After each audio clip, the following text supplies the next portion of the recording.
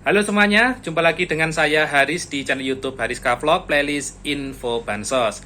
Pada kesempatan kali ini saya bikin video secara mendadak ya, karena juga di tengah-tengah kesibukan selaku SDM, di sini juga banyak sekali pertanyaan yang masuk kepada saya khususnya di kolom komentar di YouTube yang menanyakan apakah KPM validasi atau KPM PKH baru itu nantinya bansosnya bisa cair kembali atau tidak. Karena tidak sedikit juga yang berpendapat bahwasanya mereka baru saja mendapatkan kartu merah putih ya atau kartu KKS, tapi hingga saat ini kok bansosnya masih belum cair ya. Apakah kartunya itu sudah tidak berlaku atau tidak berguna atau bagaimana? Jadi saya mau memperjelas, jadi di video saya sebelumnya juga sempat saya jelaskan, mungkin dari Anda yang belum menyimak informasinya bisa Anda simak juga secara lengkap di dua video saya terakhir ya di channel YouTube Haris Vlog terkait persyaratan penerima bansos PKH atau terkait pencairan PKH tahap 1, berikutnya juga terkait pencairan PKH tahap kedua tahun 2022 nantinya gitu ya. Baik, pada penjelasannya terkait KPM PKH validasi baru, kita tahu bahwasannya pada tahun 2021 kemarin ya, juga di awal tahun 2022 ini itu ada penambahan jumlah penerima bansos PKH atau penggenapan jumlah penerima bansos PKH.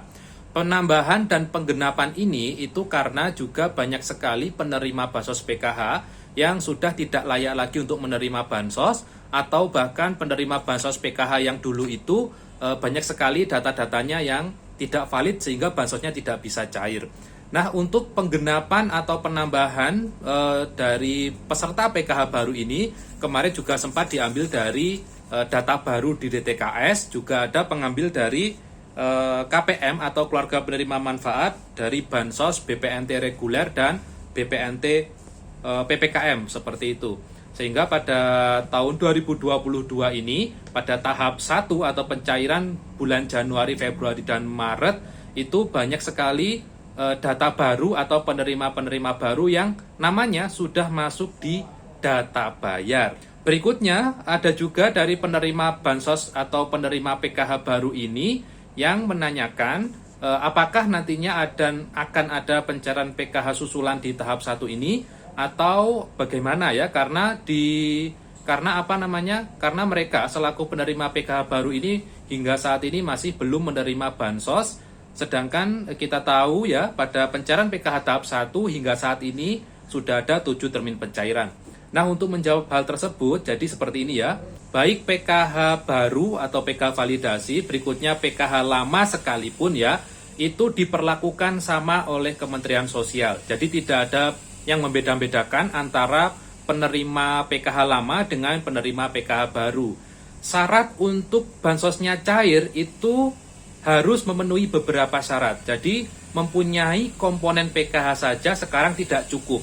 Kalau dulu punya komponen itu bisa cair, tapi sekarang meskipun dia punya komponen atau bahkan dia penerima PKH validasi baru ya, itu tidak menjamin pencairan bansos. Jadi PKH lama, PKH baru sekarang itu harus memenuhi beberapa syarat agar bansos PKH-nya itu bisa cair gitu ya. Di sini saya sudah merangkum ada beberapa syarat yang harus dipenuhi agar penerima bansos PKH itu bansosnya bisa cair ya. Yang pertama yakni KPM PKH itu datanya itu harus padan dan valid.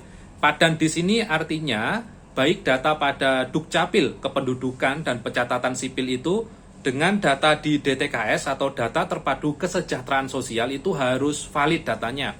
NIK-nya harus sama, namanya harus sama, berikutnya juga di kartu keluarganya itu juga harus valid ya, nomor KK-nya dengan di sistem. Syarat yang pertama sudah terpenuhi, berikutnya syarat kedua juga harus terpenuhi ya. Syarat yang kedua yakni yang bersangkutan tidak terindikasi pekerjaannya sebagai ASN, TNI atau Polri. Karena kemarin juga banyak data-data penerima bansos yang terindikasi dalam tanda kutip yang bersangkutan itu entah suaminya atau istrinya itu dia bekerja sebagai ASN, TNI ataupun Polri. Kemarin juga sudah diverifikasi lapangan dan hasilnya juga sudah dikirimkan ke Kemensos. Dan yang benar-benar terindikasi atau benar-benar kenyataannya di lapangan yang bersangkutan memiliki pekerjaan TNI, ASN ataupun Polri atau suami istrinya itu memiliki pekerjaan tersebut, itu juga bansosnya tidak bisa cair pada tahap 1 ini ya. Syarat yang ketiga juga yang bersangkutan tidak tergolong sebagai data graduasi atau data pengusulan penghapusan gitu ya. Karena banyak penerima bansos yang setelah dimutakhirkan data di lapangan, yang bersangkutan itu sosial ekonominya itu sudah meningkat ya, atau dibilang sudah sejahtera. Sehingga kalau sudah sejahtera jelas di sana dia sudah tidak berhak lagi untuk mendapatkan bansos ya. Berikutnya syarat yang keempat, di sini yang bersangkutan tidak ada catatan pada aplikasi Sagis atau pada aplikasi Cek Bansos atau Usul Sanggah Bansos. Karena kita tahu di Play Store juga ada namanya aplikasi Cek Bansos, di mana masyarakat umum juga bisa bisa menyanggah ya, atau bisa mengusul data-data baru atau menyanggah penerima bansos yang terbukti sudah tidak layak lagi.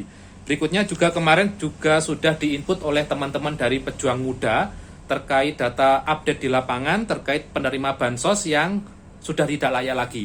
Kalau di sana sudah ada catatan ya di Sagis ataupun di aplikasi Cek Bansos itu, maka yang bersangkutan juga akan terkendala pencairannya atau bahkan tidak bisa cair.